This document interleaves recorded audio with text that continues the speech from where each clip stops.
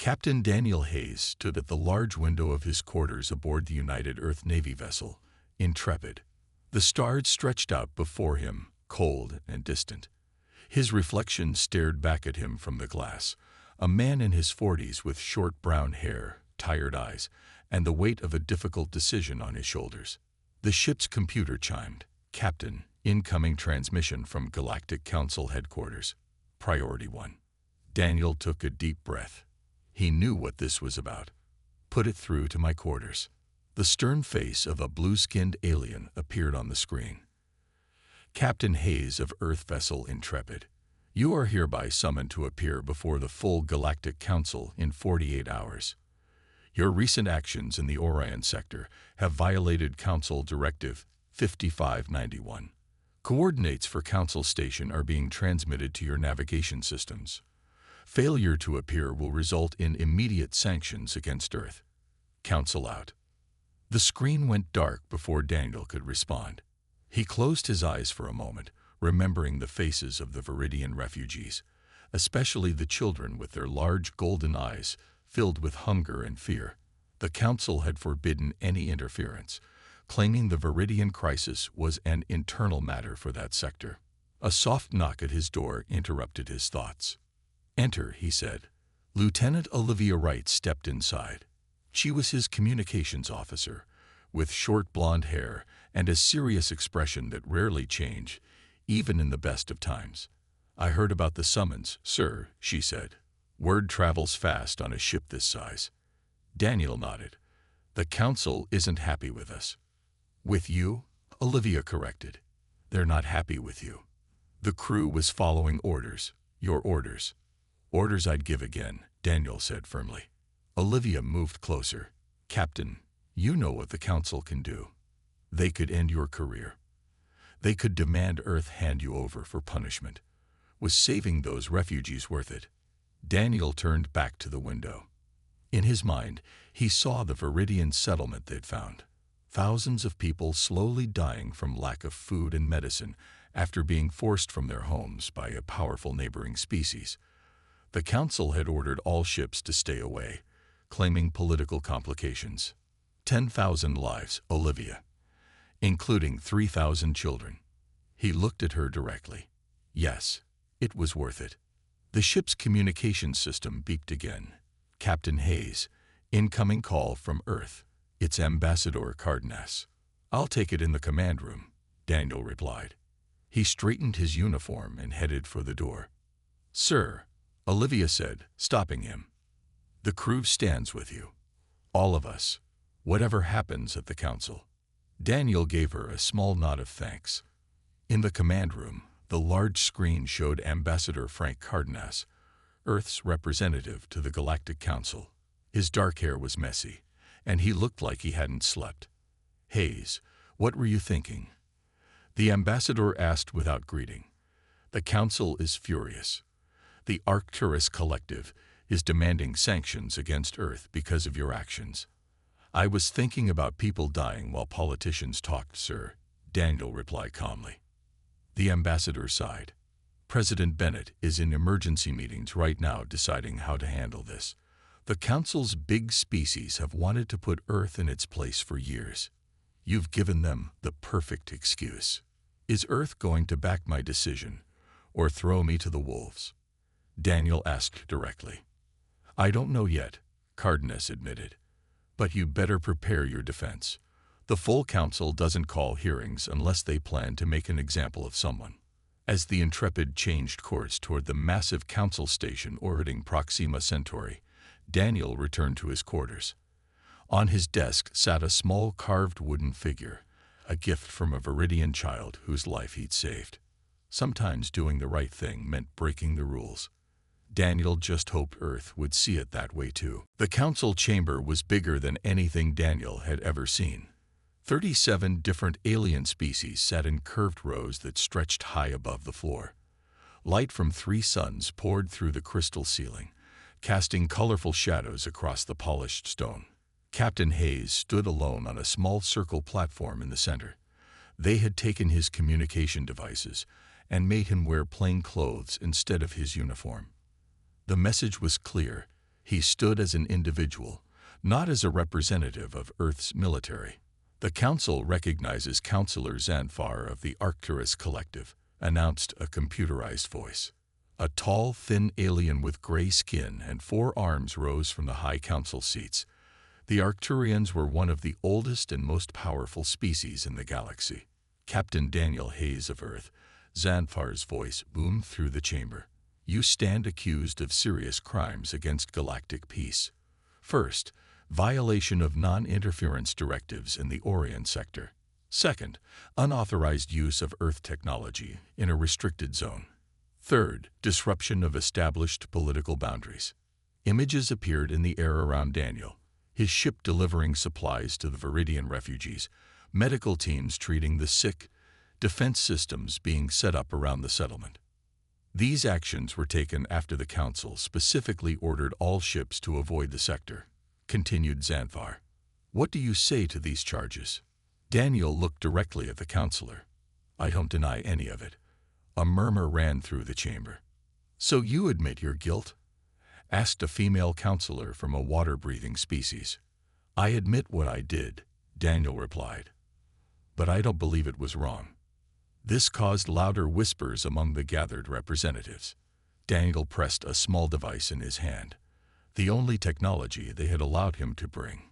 Immediately, new images filled the air. They showed the Viridian refugees when his ship first found them.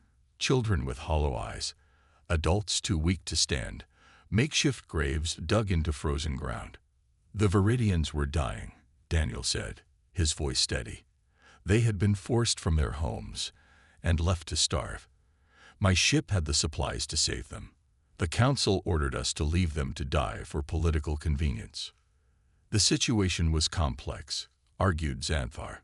"The species that displaced the Viridians is an important trading partner to many Council worlds." "More important than 10,000 lives?" Daniel asked. "Individual lives must sometimes be sacrificed for galactic stability," said another counselor with a face like a praying mantis. Daniel shook his head. "Not on my watch. Not while my ship had the power to help." Miles away from the Council station, back on Earth, President Allison Bennett sat with her advisors watching the trial broadcast. The room was silent as they listened to the exchange. "He's not denying anything," said Defense Secretary Victor Rodriguez. "He's making it impossible for us to create distance between his actions and Earth's position." "Maybe that's not what we want to do," the President said quietly.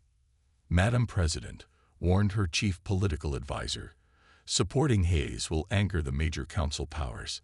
It could hurt our trade agreements, technology exchanges. And not supporting him means we value those things more than the principles we claim to stand for," Bennett interrupted. She stood up and straightened her jacket. "Get me a direct line to the Council. I want to address them before they reach a verdict." Back in the Council chamber, Zanfar was finishing the prosecution's case. Captain Hayes deliberately ignored Council authority. He acted as if Earth alone has the right to decide matters that affect the entire galaxy. "This arrogance cannot stand.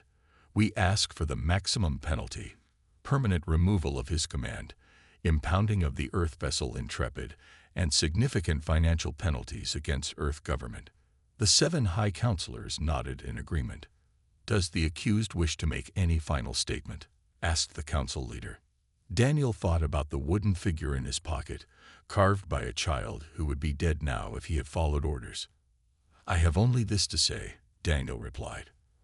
"I swore an oath to protect life. If you punish me for honoring that oath, what does that say about this Council?" The chamber fell silent as the High Counselors prepared to deliver their verdict. "The Council has reached its decision," announced the Council leader, a tall being with shimmering skin that changed colors as he spoke. "Captain Daniel Hayes of Earth, you are found guilty of all charges." The chamber remained silent. No one seemed surprised. "Your punishment is as follows," continued the leader. "You are stripped of your command permanently. The Earth vessel Intrepid will be impounded by Council forces. Earth government must pay reparations of 50 million galactic credits." Daniel stood straight, his face showing no emotion even as his heart sank. Not just punishment for him, but for his ship and his planet too. Security will escort the prisoner to detention, while arrangements are made for his return to Earth, the leader said. 4 robotic security drones floated toward Daniel. Each was armed with energy weapons and restraint fields. They surrounded him, ready to take him away. Suddenly, all the screens in the council chamber lit up with the same image, the face of President Allison Bennett of Earth. Her short gray hair framed a face that looked both kind and determined. "Honored Council," she said, her voice calm but strong.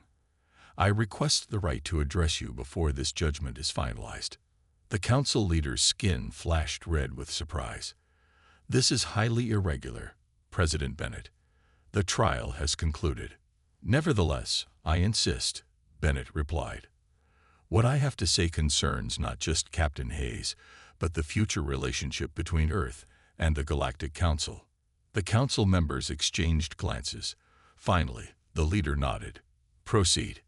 "Members of the Galactic Council," Bennett began, "I speak not just to you, but to all citizens of all worlds within council space." Daniel realized then that the president wasn't just addressing the council, she was broadcasting to every planet in the galaxy. Captain Daniel Hayes acted according to the highest principles of Earth. When he found people dying, he helped them.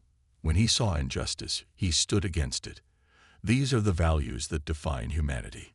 The president's eyes seemed to meet those of every council member. Earth will not punish Captain Hayes for upholding our most sacred beliefs. We stand by his actions completely. Whispers spread through the chamber as translators worked to ensure everyone understood her words.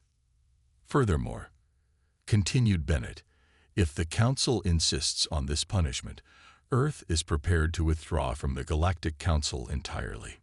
Gasps echoed around the room. Even Daniel couldn't hide his shock. "Earth is a young member of this community," Bennett said, "but we will not compromise our principles, even for political advantage. We would rather stand alone than stand against our conscience." The council chamber erupted in chaos. Representatives jumped to their feet, shouting questions and demands at their leaders. The 7 high councilors huddled together in urgent discussion. Aboard the Intrepid, Lieutenant Olivia Wright monitored the broadcast from the communications station. Next to her, Commander Eric Martin, the ship's executive officer, watched with growing concern. "They'll never let this go," said Martin. "The council doesn't respond well to threats." Olivia's fingers moved quickly across her control panel. The president gave the signal. "I'm activating Protocol Sunrise." "What's that?" asked Martin. "Something the captain and Ambassador Cardenas set up before the trial," Olivia explained. "We're sending everything, all our evidence about the Viridians, the council's orders to abandon them, and the president's speech, to civilian networks across council space." Martin's eyes widened. "You're bypassing government channels. Every ordinary citizen in the galaxy deserves to know what their leaders decided," said Olivia. "The council wanted to hide the Viridian suffering. Now nobody can ignore it." On the council station, the security drones still surrounded Daniel, but they had not moved to take him away. The council leaders continued their heated discussion, occasionally glancing at the screens where President Bennett waited patiently. Finally, the council leader addressed her. "President Bennett, your statement is highly concerning. Are you truly willing to sacrifice Earth's position in the galactic community over the actions of one captain?" Bennett didn't hesitate. "Captain Hayes risked everything to save lives. We would be poor leaders if we weren't willing to do the same." "This is not over," warned the leader, his skin now a deep purple. "The council will recess for 24 hours to consider Earth's position." As the screens went dark, Daniel found himself surrounded not by prison guards, but by Ambassador Cardenas and 2 Earth security officers. "The president bought us some time," Cardenas said quietly, "but the real fight is just beginning." 3 days after President Bennett's bold speech, Daniel Hayes stood at the window of a small room on the council station. He wasn't exactly a prisoner, but he wasn't free either. 2 Earth security officers guarded his door, supposedly for his protection. Ambassador Cardenas entered the room, looking tired but excited. "Captain, you need to see this." He turned on the view screen to show news broadcasts from across Council space.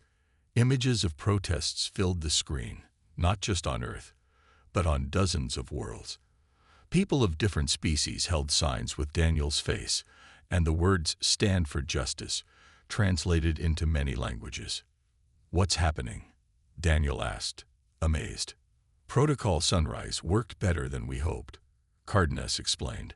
"The Viridian story and your trial struck a nerve with ordinary citizens. Many have been unhappy with the Council's policies for years. You've become a symbol for change."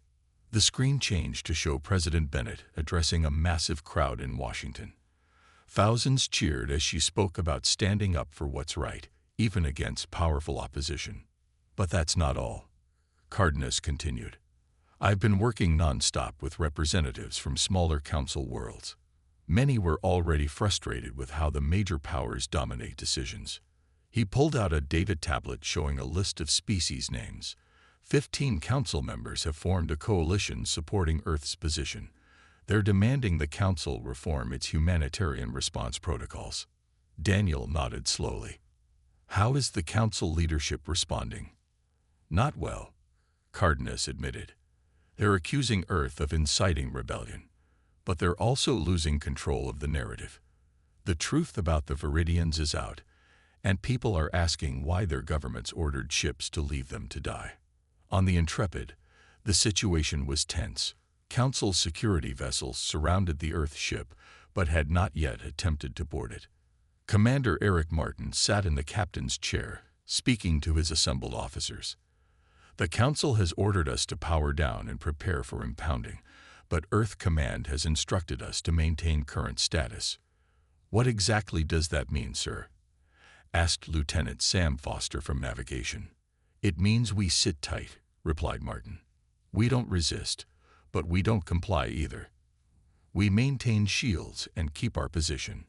Olivia Wright looked up from her communication station. "Commander, incoming message from the Viridian settlement." The main screen showed an elderly Viridian with golden eyes and pale blue skin. "This is Elder Cora of the Viridian refugees. We wish to express our gratitude to Captain Hayes and the people of Earth. Thanks to your intervention, our children are no longer starving." The elder paused, then continued. "To show our appreciation, we offer a gift. Our people have guarded knowledge of stellar engineering for thousands of years.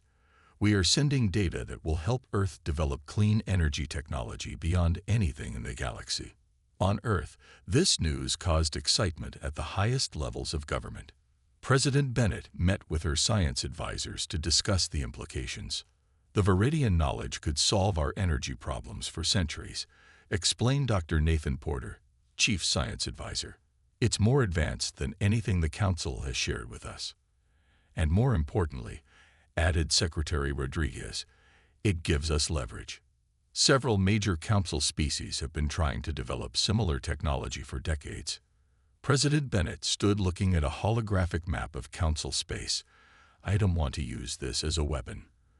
But I will make it clear that Earth shares technology with friends, not with those who abandon their principles." Back on the Council station, Ambassador Cardenas received more good news. "The coalition is growing, Captain. 22 Council members now. They're calling for an emergency session to reconsider your case." "What about the Intrepid?" Daniel asked. "Still in standoff," Cardenas replied. "But Commander Martin sends his regards. The crew refuses to surrender your ship." Daniel smiled. "Stubborn bunch. Just like their captain," Cardenas said with a small grin. "The Council didn't expect any of this, you know. They thought Earth would abandon you to save our standing. They thought other worlds would stay silent out of fear. They were wrong on all counts." Outside the window, Daniel could see ships arriving from various worlds, coalition members sending representatives for the emergency session. In just a few days, the galaxy had begun to change. One act of defiance in defense of the helpless had started it all. "What happens next?" Daniel asked. Cardenas looked grim. "The major powers won't give up control easily. Things might get worse before they get better. The powerful species that controlled the Galactic Council were not used to being challenged. 1 week after the coalition began forming, they struck back. Daniel was in his quarters on the council station when Ambassador Cardenas burst in, his face pale with worry. "They've deployed blockades around Earth's colonies," Cardenas said. "Council battleships are stopping all Earth vessels for security inspections. Some ships have been held for days." Daniel frowned. "They're trying to hurt Earth economically." "It's working," Cardenas replied. "Earth's trade routes are effectively shut down. President Bennett is under pressure from business leaders to compromise." Just then, Olivia Wright's voice came through on Cardenas's secure communicator. "Ambassador, emergency situation. A council battle group is approaching the Viridian refugee settlement. 6 heavy warships." Daniel's blood ran cold. "The Viridians have no defenses." "That's not all," continued Olivia. "They've issued a statement claiming the refugees are harboring dangerous technology that threatens galactic security. The stellar engineering knowledge," Daniel realized. "They don't want Earth to have it." Cardenas shook his head. "This is a clear message. They're saying they can destroy the Viridians, and there's nothing we can do about it." Daniel paced the room. "We need to get to the Intrepid. We need to warn the Viridians." "Captain, you're still under council jurisdiction," Cardenas warned. "If you leave the station, they'll declare you a fugitive." "Better a fugitive than a coward," Daniel replied. The door to his quarters slid open. A tall woman in council security uniform stood there. Daniel recognized her as Counselor Mira Sen, Earth's representative to the council. "I publicly criticize your actions, Captain," she said quickly. "But privately, I've been working to help. We don't have much time." She handed Daniel a security badge. "This will get you to Docking Bay 12. A transport is waiting." "Why help me now?" Daniel asked. "Because the council I believed in wouldn't threaten refugees," she answered. "Go. I'll delay the alarm as long as possible." 30 minutes later, Daniel's transport approached the Intrepid. The Earth ship's shields lowered briefly to allow him aboard. Commander Martin met him on the bridge. "Captain on deck," he announced, and the crew stood at attention. "At ease," Daniel said. "Eric, what's our status?" "Ready for your orders, sir," Martin replied without hesitation, surrendering the captain's chair. "The council will call this mutiny," Daniel warned the crew. "With respect, sir," said Olivia from her station. "We're following orders from Earth Command to maintain the ship's readiness. If our captain happens to return during that time, that's just good luck." Daniel smiled briefly, then grew serious. "Set course for the Viridian settlement, maximum speed. We need to get there before the council battle group." As the Intrepid broke formation and accelerated away from the council station, alarms sounded. Council security vessels moved to intercept, but the Earth ship was already too far ahead. "They're broadcasting warnings," Olivia reported. "They're declaring us rogue." "Ignore them," Daniel ordered. "Time to Viridian settlement." 4 hours at current speed," replied Lieutenant Foster. "The council battle group will arrive in 5. Daniel nodded. "We'll get there first, but we'll be outnumbered and outgunned." The Intrepid raced through space toward a confrontation it couldn't hope to win. But Daniel knew they had to try. If the council destroyed the Viridian settlement, it would send a clear message that defiance would not be tolerated. Hours later, as they approached the Viridian system, Olivia suddenly straightened at her console. "Captain, detecting multiple warp signatures ahead." "Council ships?" Daniel asked. "No, sir," she replied, her voice filled with surprise. "They're Earth vessels. A lot of them." The main screen showed a fleet of 20 Earth ships in defensive formation around the Viridian settlement. At their center was the massive Earth flagship Defiance. "Incoming transmission from the Defiance, sir," reported Olivia. The screen changed to show Admiral Laura Fisher, a stern woman with dark skin and iron-gray hair. She had been Daniel's first commander when he joined Earth's fleet. "Captain Hayes," she said, Took you long enough to get here. Admiral, Daniel replied, almost speechless. I didn't expect. How did you? President Bennett sent us with clear orders. Protect the Viridians at all costs, Fisher explained. The Council pushed too far with their blockades. Earth is done playing by rules that let the powerful bully the weak. For the first time in days, Daniel felt hope. Earth hadn't just backed his decision.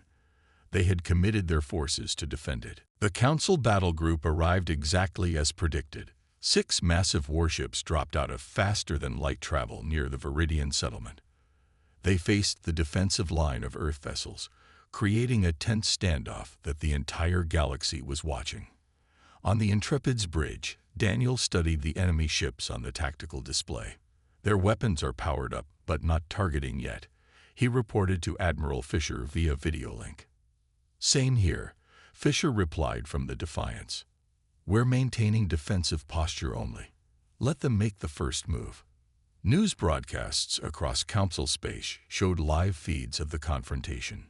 Citizens everywhere watched, wondering if they were about to witness the start of a galactic war. Incoming transmission from the Council flagship, announced Olivia. The main screen showed Commander Rax, a reptilian alien with dark scales and yellow eyes. This is Commander Rax of Council Security Forces. Earth vessels are ordered to stand down and withdraw from this system immediately. The refugee settlement harbors prohibited technology that must be secured. Admiral Fisher responded from the Defiance. This is Admiral Laura Fisher of Earth Defense Fleet. The Viridians are under Earth's protection. Any hostile action against them will be considered an act of war against Earth. Daniel watched the exchange with growing concern. Neither side seemed willing to back down. Captain, called Lieutenant Kyle Hoffman, the ship's legal officer. I've been researching Council law since this crisis began. I may have found something. Daniel turned to him. What is it? An ancient provision in the Council Charter, Hoffman explained excitedly. It allows for a vote of no confidence in Council leadership if members believe the Council is failing to uphold its founding principles. Daniel's eyes widened. How many members needed to trigger it? Just 14, Hoffman replied. The coalition already has 22. Daniel quickly contacted Ambassador Cardenas, who was coordinating with coalition members from Earth's embassy. Frank, we need the coalition to call for a vote of no confidence in the current Council leadership, right now. That's a nuclear option, Daniel, Cardenas warned. The major powers would see it as a direct attack on their authority. Better than an actual nuclear option out here, Daniel replied grimly. The shooting could start any minute. While Cardenas worked to organize the coalition members, Daniel opened a direct channel to Commander Rax. This is Captain Hayes. Before any irreversible decisions are made, I want to propose a solution. The criminal who started this crisis has no right to propose anything, Rax snarled. Hear me out, Daniel continued calmly. The Council exists to maintain peace and justice throughout the galaxy. When it fails to do that, when it allows the powerful to abuse the weak, it betrays its purpose. Daniel looked directly at the alien commander. 14 member species have already agreed to call for a vote of no confidence in the current Council leadership. That number will grow as more learn about the threat against the Viridians. Commander Rax's scales darkened with anger. This is blackmail. This is democracy, Daniel corrected. The Council doesn't belong to the major powers alone. It belongs to all member species. On Earth, President Bennett addressed an emergency session of global leaders. Screens around her showed the standoff at the Viridian settlement. We always hoped to be part of a galactic community that upheld the same values we cherish, she told them. Instead, we found a system where power matters more than principle. She straightened her shoulders. We may face hard times ahead. The blockades may continue. Our trade may suffer, but we will not abandon our principles or the people who depend on us. The leaders applauded, standing in support. Back at the confrontation, 3 ships suddenly broke formation, but not Earth ships. 3 vessels from the Council battle group moved to position themselves between Commander Rax's flagship and the Viridian settlement. "Sir," Olivia reported in amazement, "those ships are from the Proxima Coalition, the Rigel Confederacy, and the Ta City Union. They're all council members, but they're protecting the Viridians." Receiving transmission from the Proxima ship, Lieutenant Foster announced. The captain of the Proxima vessel, a humanoid with silver skin, appeared on screen. "Captain Hayes, this is Captain Vela. My government has instructed me to protect the refugees pending the outcome of the no-confidence vote. We believe in the principles you stand for." Daniel turned to see his crew smiling. One act of defiance had started a chain reaction throughout the galaxy. "Commander Rax is hailing all ships," Olivia reported. 6 months later, Captain Daniel Hayes stood once again in the council chamber, but everything was different now. The room itself had been redesigned. No longer were the seats arranged in hierarchical tiers, with a powerful species looking down on others. Now all representatives sat in a perfect circle, symbolizing equality among members. The old High Council seats had been removed entirely. Daniel wore his full dress uniform, complete with a new medal, the Viridian Star, created to honor those who had stood against injustice. He wasn't alone this time. Ambassador Cardenas and Councillor Miracen stood beside him, along with representatives from 28 species who had formed the Reform Coalition. The vote of no confidence had succeeded beyond anyone's expectations. Once ordinary citizens across the galaxy learned what was happening, they had demanded their governments take a stand. In the end, 41 of the 57 council species had voted to remove the old leadership. Captain Hayes called the new council moderator, a position that rotated among all member species. "Please step forward." Daniel moved to the center of the chamber where a document awaited his signature. The Viridian Accords, as they were now known, established new rules for humanitarian intervention across council space. Never again would ships be ordered to ignore suffering because it was politically inconvenient. "As the person whose actions inspired these reforms," said the moderator, "you have been chosen to be the first signatory." Daniel signed the document to applause from around the chamber. Then representatives from each council world added their signatures. The former dominant council species, the Arcturians, the Rigel Collective, and others, had lost significant power but remained members of the reformed body. Some had fought the changes bitterly, but public opinion had turned strongly against them. After the ceremony, Daniel met with President Bennett via secure communication. Her approval ratings on Earth had never been higher, though the planet's economy still struggled under the weight of reduced trade and the cost of expanded military deployments. "The blockades are finally ending," Bennett told him. "The new council leadership has ordered them removed as a gesture of goodwill." "That will help Earth recover," Daniel replied. "How are the Viridians doing?" Bennett smiled. "Thriving. They've established a permanent settlement on the colony world, and their scientists have successfully adapted their stellar engineering knowledge to work with our technology. The first pilot plant goes online next month. So Earth gets clean, unlimited energy after all," Daniel said. "Energy we'll share with our allies," Bennett added. "The coalition members who stood with us will benefit too. As for those who opposed us, well, they can develop their own energy solutions." As Daniel left the council chamber, he passed a new plaque installed at the entrance. It displayed words from his defense speech months ago.